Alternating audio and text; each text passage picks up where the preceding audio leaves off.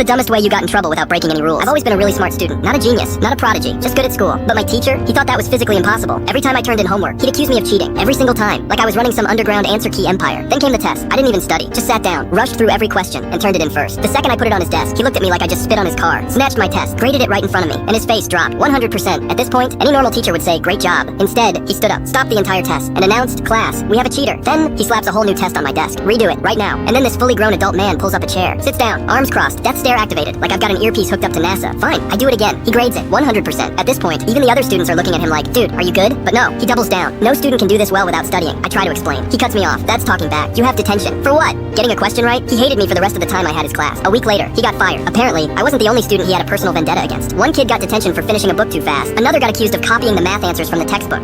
It was an open book test. And the final straw? He failed a kid's history paper because it had too many facts. The principal walked in, dropped a folder on his desk, and just went, "Yeah, you're done. I guess some people just aren't meant to be teachers."